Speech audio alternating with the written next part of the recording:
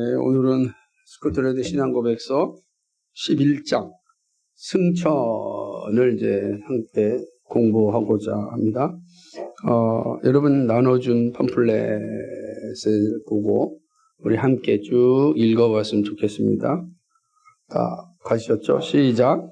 우리는 동족녀에게서 태어나사 십자가에 못 박혀 죽으시고 장사되셨다가 다시 살아나신 주님의 그 동일한 몸이 모든 것을 성취하기 위하여 하늘에 오르셨음을 의심하지 않습니다.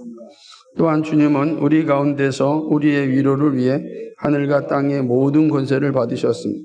주님은 성부 하나님 우편에 앉아 계시며 하나님의 나라를 상속받으셨으며 우리의 유일한 변호자이자 중보자입니다. 주님만이 성도들 가운데서 영광, 명예, 특권을 모든 원수가 그분의 발등상이 될 때까지 소유하실 것입니다. 우리는 원수들이 마지막 심판을 받을 것이라고 의심할 여지 없이 확신합니다. 우리는 주 예수께서 심판을 위하여 승천하실 때 보이셨던 것처럼 최후의 심판 때에도 그 모습 그대로 오실 것을 믿습니다. 그때 만물을 새롭게 하고 회복할 때가 올 것이며 처음부터 의를 위해 폭력과 해로움과 부당함을 겪은 사람들이 창세로부터 그들에게 약속된 영원불멸의 복을 상속받게 될 것이라고 확신합니다. 그러나 완고하게 불순종하는 자들과 잔인한 박해자들과 더러운 자들과 우상 숭배자들과 모든 종교에 믿지 아니하는 자들은 흑암의 구덩이에 던져질 것입니다. 거기는 구더기도 죽지 아니하고 뜨거운 불도 꺼지지 아니할 것입니다. 우리가 그 날과 그 날에 집행될 심판을 기억하는 것은 우리의 유욕을 억제할 뿐만 아니라 헤아릴 수 없는 위안이 됩니다. 또한 세상 권세자들의 위협도 현재의 위험이나 죽음의 공포도 우리로 하여금 우리의 머리이자 유일한 중보자 그리스도 예수와 함께 누리고 있는 축복받은 공동체를 포기하지 못하게 합니다. 우리는 약속된 메시아, 교회의 유일한 머리, 우리의 율법 수여자, 우리의 유일한 대제사장, 변호자, 중보자를 고백하고 공적으로 고백합니다.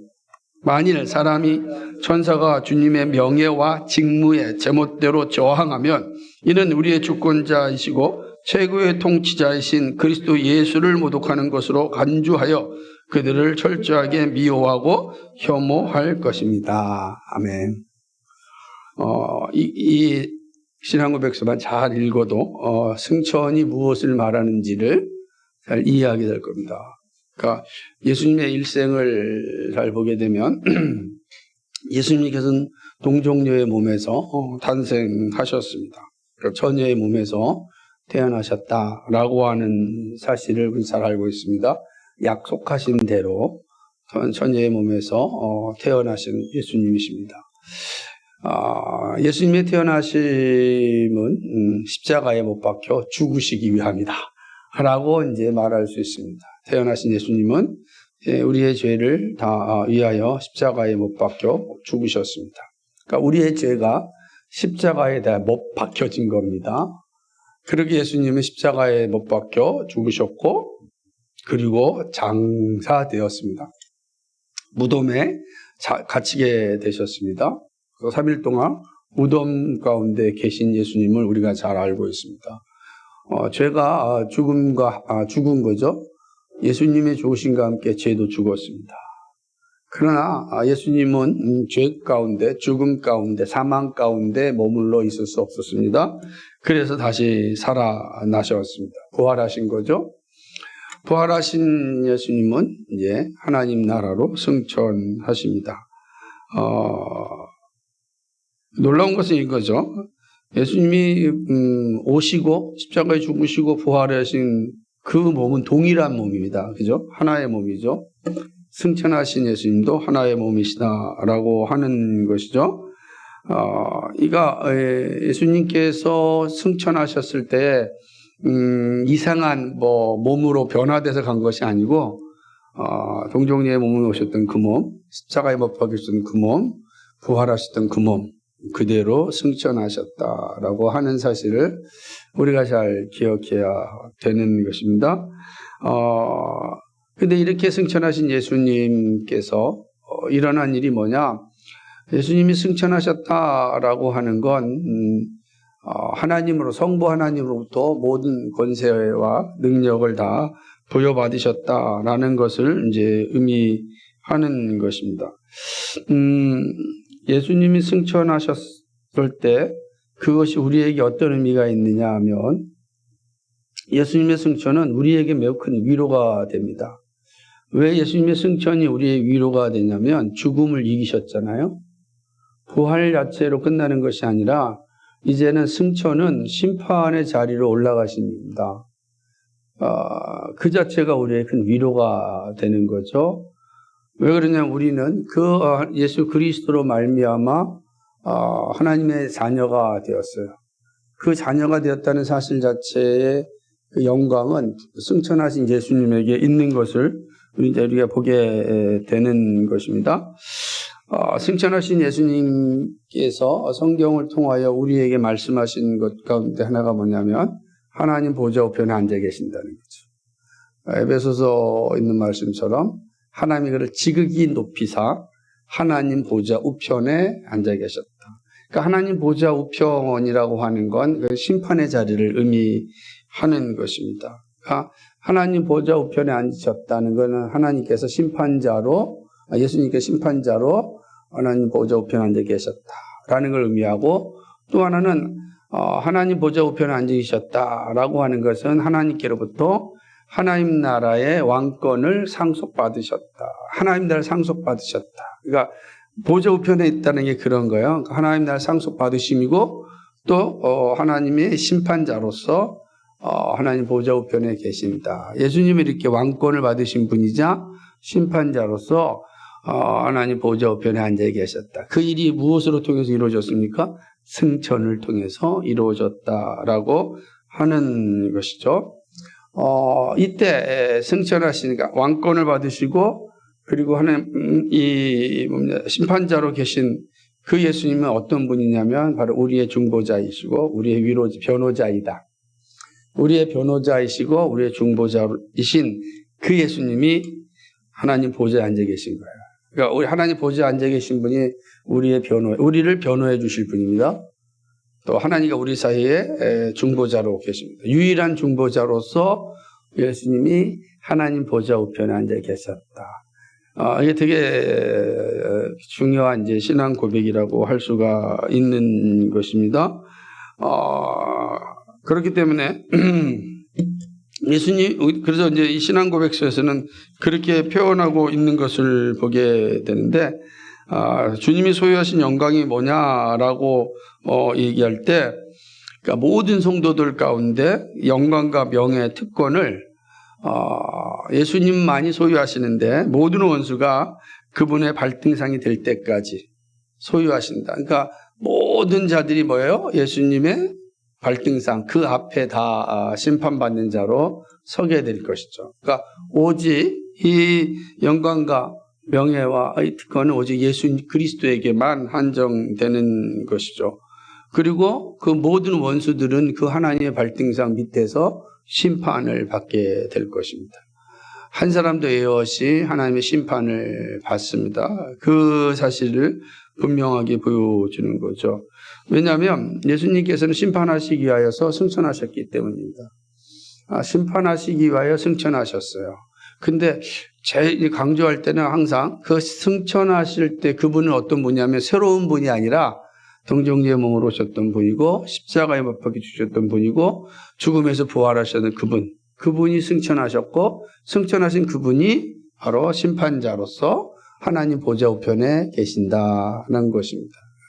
그러니까 이 말은 우리가 믿고 있는 예수 그리스도께서 지금 어디 계신다? 하나님 보좌 우편에 계신다라는 것을 이제 고백하는 내용인 것입니다. 그러니까 우리가 이제 보세요. 예수님의 승천은 1세기에 일어났잖아요. 그죠? 1세기에 일어났는데 이제 예수님이 다 최후의 심판은 언제일지 몰라요. 지금 어쨌든 2024년이니까 2000년이 지났어요. 그러면 1세기에 승천하는 예수님, 2000년이 된 지금의 우리에게 나타난 예수님, 같은 예수님이라는 걸 어떻게 알 수 있느냐? 같은 몸을 가지시면. 그러니까 제자들이 본 그대로, 그때 첫 번째 제자들이 본 그대로, 그때 첫 번째 제자들은 예수님이 육신으로 있을 때 보았던 그 예수님입니다. 만약에 다른 예수님이었다면은 예수님이 제자들이 예수님을 고백할 수가 없었겠죠. 그러나 그들이 늘 3년 동안 동행하시던 예수님, 십자가에 못 박혀 죽었던 예수님, 그거라고 부활하여서 자신들이 보았던 그 예수님, 그 예수님이 자신들이 보는 눈앞에 승천하셨습니다. 그리고 이 예수님은 최후의 심판 때 그대로 그 몸 그대로 우리 가운데 오십니다. 그러니까 동일한 예수님이시다라고 하는 거죠. 승천은 이렇게 눈으로 보았던 그 동일한 몸을 가신 예수님이 하나님 보좌 우편에 계시고 그리고 다시 마지막 심판 때 우리 가운데 오시게 될 것입니다. 그 오실 예수님께서는 하실 일이 뭐죠? 일단은 예수님이 오시면 모든 만물을 다 새롭게 할 것입니다. 죄와 이 악의 굴레에 있었던 모든 창조 세계가 다시금 새롭게 되어지게 될 겁니다. 그게 가장 큰 영광이 우선입니다. 그러나 뿐만 아니라 하나님을 대적하였던 자들, 그리스도를 대적하였던 자들을 얘기합니다. 폭력과 해로움과 부당함, 그죠? 폭력과 그다음에 그 해로움과 부당한 일을 하였던 자들은 영원한 심판 가운데 처하지만 그리스도를 위하여서 폭력과 해로움과 부당함을 겪은 사람들은 하나님께 창세로부터 약속되어졌던 그 놀라운 복인 영원 불멸의 복을 받게 될 것이다 라고 하는 것입니다. 그죠? 이 하나님을 믿는 자들을 향하여서 이렇게 폭력과 해로움과 부당함을 했던 자들, 불순종하는 자들, 잔인한 박해자들, 더러운 우상 숭배자들, 그죠? 그리고 모든 종류죠. 여기서 모든 종류라는 건 여러 방면으로 하나님의 일하심에 대해서 믿지 않는 자들을 얘기하겠죠. 그 모든 자들은 흑암의 구덩이, 무정의 기 있죠. 무적행에 떨어질 겁니다. 흑암의 구덩이에 떨어질 건데 성경은 그 흑암의 구덩이를 어떻게 표현하냐면 거기는 뭡니까? 뜨거운 불이 뭐합니까? 꺼지지 않는 것이다. 구더기도 죽지 않는 것. 이해가 되세요? 구더기가 죽지 않는데 그건데 뜨거운 불이 있어요. 어마어마한 불이 있는데 그 죽지 않으면 무슨 의미입니까? 여러분 뜨거운 불이 있는데 구더기가 죽지 않는다는 표현이 어떤 의미였어요? 영원토록 그 고통 가운데 있다는 거죠. 이 불 고통 가운데 있게 될 것이다. 이게 이제 우리가 예수님의 승천을 고백할 때 최후의 심판을 의미할 때 반대적으로 이 영원한 심판을 이제 담보하는 거죠. 그러니까 주를 위하여 핍박받았던 자들, 십자가를 지고 따랐던 모든 사람들은 하나님이 창세로부터 약속되어졌던 영원 불멸의 복을 받지만 그러나 하나님 불순종하는 자들, 우상 숭배하는 자들, 이들은 어떻게 된다고요? 영원한 심판에 떨어지는데 그 영원한 심판은 구더기도 죽지 아니하는, 그죠? 그런 뜨거운 불도 꺼지지 아니하는 그 구덩이에 떨어진다는 것입니다. 이 사실이 아주 만약에 이 장면을 영화로 만든다고 한번 생각해 보시면 그리고 보여지는 영화를 여러분이 본다면 아마 뜨끔뜨끔할 겁니다. 죽지 아니하고 고통 가운데 있는 것이 이게 지옥의 모습을 표현하는 것입니다. 이 날이 있을 것입니다. 자, 우리가 이 마지막 날, 그러니까 영원한 질병, 형벌, 그리고 영원 불멸의 복, 이 두 가지를 생각하는 건 우리에게 매우 큰 유익이 됩니다. 왜 그러냐면 첫 번째로는 영원한 형벌을 생각할 때 우리에게 어떤 유익이 주어지냐면 그것이 이 땅에서 살아가는 우리들에게 이 육적인 욕망을 줄일 수 있는, 그죠? 그러한 위로가 되는 거죠. 여러분 생각해 보십시오. 우리 그걸 한번 생각해 보셔야 됩니다. 지금은 뭐 편안하게 사니까 잘 모를 수 있지만 그러나 구더기도 죽지 아니하는 뜨거운 불이 꺼지지 않는 그 날이 반드시 올 것이다. 그때 불순종하는 자들, 우상 숭배하는 자들, 하나님을 모독하는 자들은 그 영원한 흑암의 구덩이에 떨어진다. 그러나 핍박과 그 다음에 폭력과 해로움과 부당함을 겪으면서도 믿음을 지킨 자들에게는 창세로부터 약속된 하나님의 선물이 있다. 두 가지가 우리에게 있는 거죠. 근데 이 두 가지가 예수님의 승천에서 우리가 볼 수 있는 겁니다. 왜냐하면 승천 자체가 심판하시기 위해서 올라가셨습니다. 그래서 우리가 사도신경 고백할 때 그 고백이 나오잖아요. 그죠? 하늘에 오르사 하나님 보좌 우편에서 우리를 심판하신다. 라고 그 사실을 고백하는 이유 중에 하나가 뭐냐면 바로 이 사실을 의미하는 거예요. 우리가 이 땅에 살아갈 때 우리는 언젠가 다 그 최후의 심판의 자리에 설 텐데 영원히 꺼지지 않는 흑암의 구덩이로 떨어질 것인지 아니면 창세로부터 약속된 영원한 영원불멸의 복을 받을 것인지 결정되어집니다. 그러니까 우리가 그것이 이제 오늘 살아가는 우리에게 매우 큰 위로가 되기도 하고 도전이 되기도 한다라고 하는 것이죠.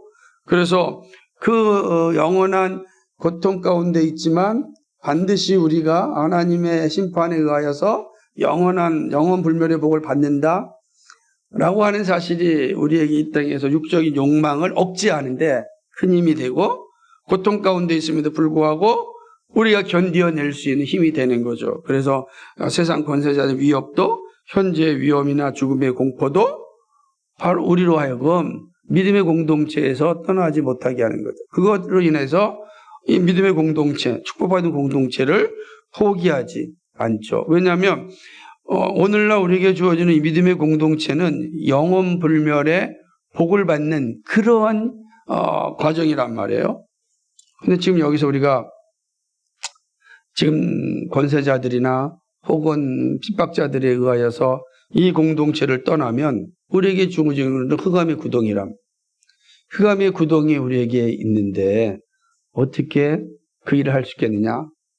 반면에 우리가 믿음을 지키고 인내한 자들에게는 영원불멸의 복이 있는데 우리가 어떻게 이 공동체를 쉽게 버릴 수 있겠는가라고 하는 것이죠. 그래서 어떠한 일이 있다 할지라도 예수님의 승천하셔서 심판하신 예수님 생각하면 바로 축복받은 공동체를 포기하지 못하게 한다는 거지. 여러분 이게 얼마나 귀한 것인지 모릅니다. 사단이나 혹은 권세자들이 우리의 신앙을 없애기 위해서 가장 먼저 한다고 하면은 무엇일까요? 우리는 잘 모르지만 북한을 생각해 봅시다. 북한에서 예수 믿는 사람들을 가장 흩트기 하고 없애기 위해서 한 것이 무엇이죠? 뭘까요? 예수 믿으면 죽이는 거? 그거로 해서 그들의 신앙이 다 없어지는 않습니다. 못하는 건 모이지 못하게 하는 겁니다. 예배로 모이지 못하게 하는. 그래서 예배당 자체를 없애는 거예요. 예배로 모이지 못하면 어떻게 되는 거예요? 점점점 이 믿음의 공동체가 안에서 우리의 신앙 자체가 사라지게 되는 거죠.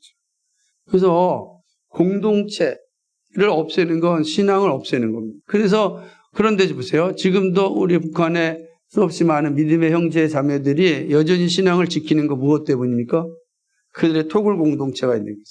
그러니까 그 압제와 그 엄청난 핍박에도 그거 발각되어지면은 뭐죠? 죽을 수 있는 상황임에도 불구하고 그들은 토굴 공동체를 포기하지 않지 않습니까? 왜냐하면 그것보다 그러니까 이 현재 권세자들의 압력보다 현재의 핍박보다 더 큰 영광을 그들이 알기 때문에 승천하신 예수님께서 더 큰 영광으로 함께 하심을 알기 때문에 현재에 있는 이 현재 권력자들의 핍박과 이 고난에도 그들은 자신들의 공동체를 포기하지 않는 거죠. 왜냐하면 공동체가 포기하면 뭐가 사라져요? 승천하신 예수 그리스도 새하늘과 새 땅의 그 영광이 희미해집니다. 여러분이 교회의 공동체 모임에 한 달, 두 달, 1년 이렇게 사라지면 더 이상 예수님을 생각하지 않게 됩니다. 다 무너지는 거예요. 예수님이 생각나지 않으면 그 공허한 여러분의 마음을 무엇으로 채우겠습니까? 보이는 현실의 물질 혹은 쾌락 혹은 다양한 즐거움으로 채우게 되겠죠. 왜냐하면 그거 채워지지 아니하면은 살 수가 없어요. 인간은. 그러니까 다른 걸 자꾸 채워야 돼요. 예수 외에 다른 것으로 채워야 됩니다. 근데 그것이 영원하지 않단 말이에요. 영원하지 않으니까 그 영원한 것을 추구하기 위하여 반드시 우상숭배의 자리로 갑니다. 우상숭배의 자리로 가는 이게 수순이란 말이에요. 그러니까 이걸 잘 알기 때문에 어떤 핍박과 어떤 환난과 어떤 고난에 있더라도 믿음의 사람들은 그 공동체, 축복받은 공동체를 포기하지 못합니다. 나는 이 공동체를 지키겠습니다. 교회를 세운다라고 하는 것이죠. 그것이 예수 그리스도의 승천을 고백하는 자들에게 나타나는 한결같은 모습이다라고 하는 것이죠. 이렇게 분명한 교회 공동체를 소망하는 성도들의 하나 같은 예수 그리스도에 대한 고백이 있습니다. 주 예수님, 제가 예수님을 믿습니다. 라고 하는 고백이 그 공동체를 살리거든요. 그때 주 예수님, 제가 예수님을 믿습니다 할 때 그 예수님이 어떤 분인가? 그것은 우리는 약속된 메시아다. 그분은 구약 성경에서 약속된 그 메시아이다.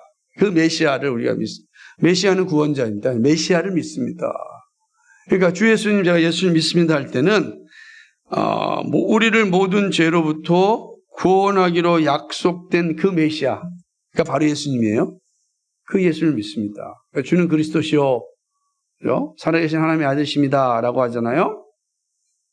오늘 우리 큐티 말씀도 그런데 주는 그리스도십니다. 그 뭐죠? 주는 메시아입니다. 그 메시아는 우리를 죄에서 구원하실 분입니다 라는 사실을 믿는 거예요. 그래서 예수님 믿습니다 할 때는 이 고백이에요. 저는 예수님을 그리스도로 믿습니다. 또죠? 예수님을 믿습니다 할 때 뭐죠? 예수님 교회의 유일한 머리이십니다. 우리 교회 머리로부터 우리의 몸이 존재한단 말이죠. 그죠? 자, 보세요. 팔과 다리가 부러지고 잘려줘도 몸은 살아있어요. 그러나 목이 잘리면 다 끝납니다. 모든 게 끝나는 거죠. 머리로부터 모든 것이 우리 안으로 다 흘러내려오기 때문에 그렇습니다. 자, 그렇다고 한다면 예수님이 교회의 머리다라고 하는 건 우리의 생명의 존재 이유가 누구에게 있다? 예수님에게 있다. 교회의 존재의 근원이 예수님이다. 그래서 주 예수님, 제가 예수님을 믿습니다라고 하는 것은 예수님이 교회의 유일한 머리이십니다는 고백하는 거예요. 이 고백이죠. 그게 우리의 머리 예수님입니다. 우리의 머리 예수입니다. 라고 하는 고백이 우리가 하는 거죠. 그 성경이 가르치는 거죠. 교회의 머리는 예수 그리스도라 그랬잖아요. 이 사실 얘기하는 것이죠. 그리고 우리가 주 예수님, 우리가 예수를 믿습니다 할 때 예수님이 누구시다? 우리의 율법 수요자이시다. 그러니까 예수님은 율법에 얽매여 있는 분이 아닙니다. 율법을 수요하신 분입니다. 이거는 오늘 민주국가로 생각하는 헌법 개념이 아니에요. 이거 왕권국가를 생각해야 돼요. 왕권국가에서는 왕이 율법을 어떻게 하죠? 제정하는 겁니다. 그래서 왕은 율법에 얽매입니까? 법 위에 있습니까? 전직국 왕은 법 위에 있어요. 왜? 왕이 법을 만들었으니까 그 왕은 법의 지배를 받지 않는 거죠. 공화국은 뭐죠? 모든 사람이 법의 지배를 받지만 왕권국가는 법을 지배하는 게 왕이란 말이에요. 왜요? 그래서 누이 14세처럼 말하기 짐이고 신이다 그러는 거죠. 신이 신 밑에다 있는 건 아니겠어요? 그러니까 이처럼 예수님이 누구시다? 율법의 수요자이시다. 예수님은 이 고백이 되게 중요한 거예요. 예수님은 율법에 얽매이는 자가 아니라 율법을 수요하신 분이다. 그러면 예수님 율법을 지킬 필요가 없어요. 율법을 수요하신 분이니까 율법에 얽매인 분이 아닙니다. 그런데도 불구하고 예수님은 우리를 위하여 율법의 요구를 담당하신 분이죠. 율법의 요구가 뭐예요? 죄를 진 자는 반드시 죽는다. 그 율법을 담당하신 분이십니다. 예수 그리스도이다. 우리가 믿는 예수님이 여기에 있다. 또 뭐죠? 그분은 우리의 유일한 대제사장이죠. 우리 대제사장이 어떤 분입니까? 제사장은 우리의 모든 죄를 가지고 하나님께로 가져가는 자입니다. 그리고 하나님께로부터 그 죄 용서를 받고서 우리에게 죄 사함을 선언하는 게 대제사장의 역할이에요. 그러니까 예수님만이 우리의 죄를 가지고 성부 하나님께로 가져가시고 성부 하나님께 우리의 죄를 다 사함받고 우리에게 죄 사함받아서 공포하시는 분 예수님이시다. 그러니까 주 예수님, 제가 예수를 믿습니다 할 때 예수님 우리의 대제사장이십니다 라는 고백을 하는 겁니다. 이 고백이 중요해요. 그러니까 우리가 믿는 고백의 핵심이 여기 있다라고 하는 거죠. 뿐만 아니라 예수님은 누구시죠? 우리에게 변호사이십니다. 모든 상황 속에서 하나님 앞에서 우리를 변호해 주시는 분입니다. 그러니까 우리는 어떤 말도 하나님께 말할 수가 없는데 예수님께서 우리를 변호해 주십니다. 그래서 성령, 예수님이 또 다른 보혜사인 성령을 보내실 때 이 보혜사라고 하는 게 파라클레이토스는 이 단어는 뭐죠? 바로 변호사다, 변호인이다, 대언자다 이런 뜻입니다. 그러니까 예수님은 누구십니다? 우리의 변호사이시다. 우리를 늘 변호해 주시는 분이시다. 우리가 믿을 때 우리가 하나님 저는 입술이 정말로 어눌합니다. 말을 잘 못합니다. 너의 대언자가 있다. 그죠? 모세에게 했던 말이죠. 그래, 아론이 너의 대언자가 아니냐. 이렇게 얘기하듯이 하나님 앞에서 우리의 대언자, 변호사가 누구다? 예수 그리스도다. 라고 하는 겁니다. 그래서 하나님 최후의 법정 앞에 섰을 때 예수님이 우리의 변호사가 되셔서 하나님 앞에 우리의 모든 것을 변호해 주시는 분이 있다. 이게 우리 고백하는 거예요. 또 예수님이 누구십니까? 중보자이시다. 오직 중보자는 예수님인데 중보자는 뭐예요? 다리란 뜻이에요. 중보자는 하나님과 우리 사이를 연결해 주시는 분입니다. 우리는 하나님 앞에 갈 수가 없어요. 하나님이 그러니까 죽음이라는 건 하나님과 우리 사이 분리가 됐다는 뜻이에요. 다리가 없어졌다는 뜻입니다. 모든 인간은 죄로 말미암아 하나님과 우리 사이에 있었던 다리가 끊어졌어요. 그래서 죽음이 온 겁니다. 죽음은 단지 육신이 흙으로 가는 것이 아니라 하나님과 영원히 끊어지는 거예요. 영원히 끊어지는 겁니다. 이게 얼마나 큰 고통이겠습니까? 그런데 그 하나님과 다시 하나가 될 수 있는 다리가 있습니다. 예수 그리스도입니다. 예수 그리스도는 우리가 하나님께로 갈 수 있는 유일한 다리이시다. 중보자이다. 그래서 예수님만이 중보자입니다. 그래서 제가 말씀드렸듯이 중보 기도는 합당하지 않다. 그죠? 오직 예수님만이 중보자를 중보 기도하실 수 있는 분이에요. 그럼 이제 고백합시다. 자, 주 예수님, 제가 예수님을 믿습니다. 라고 하는 이 고백이 우리로 하여금 구원에 이르게 해요. 우리로 하여금 하나님 나라 백성을 살게 해요. 우리로 하여금 천국에 들어가게 할 때 그 주 예수님, 제가 예수님을 믿습니다 할 때 그 예수님이 누구신가? 라고 하는 사실을 오늘 이 스콜런 신앙고백서에서는 이렇게 표현하고 있는 것을 보게 되는 것입니다. 우리는 이 사실을 잘 기억해야 됩니다. 마지막 고백은 그래도 불구하고 혹시 사람이나 천사들이 예수님이 가지신 그 명예나 직무에 대하여서 저항한다면, 반의가 저항한다는 거 혹은 교만하게 행동한다면 그것은 주권자이신 예수님을 모독하는 행위이기 때문에 우리는 그런 모독자들을 뭐한다? 혐오한다. 우리는 그렇게 해야 됩니다. 그러니까 우리는 나에 대해서 비판하는 자들에 대해서는 우리는 미안하다라고 이야기해야 됩니다. 미안하다라고 그냥 목사를 비판하기도 하고 교회를 비판하기도 하고 예수 믿는 사람 비판하는 사람 많이 있습니다. 얼마든지 비판할 수 있습니다. 왜? 그건 우리의 연약함 때문에 생긴 오해들이 많이 주어졌기 때문에 오해받을 수 있어요. 그거 화날 필요도 없고요. 그거 가지고 마음 상할 필요도 없어요. 오히려 어떻게 받아들입니까? 내가 좀 더 그리스도인다운 삶을 살아서 저 생각을 바꿔야겠다라고 하면 돼요. 그러나 예수 그리스도를, 그죠? 그 예수 그리스도 십자가를 모욕하고 그 예수 그리스도의 직무에 대해서 저항한다면 우리는 그 사람을 혐오합니다. 왜요? 돌이킬 수 없는 범죄를 저지르는 일이기 때문입니다. 그러니까 이걸 명확히 두 가지 해야 된다. 그 놀랍게도 인간은 예수님과 하나님, 삼위일체 하나님을 모욕하지 않아요. 두렵잖아요. 그래서 아는 겁니다. 그러니까 우리 종종 하는 말이 뭐죠? 나는 예수님을 사랑하지만 예수 믿는 사람들 미워한다. 이렇게 표현하잖아요. 예수님을 사랑하는 예수 믿는 사람을 얼마든지 가능해요.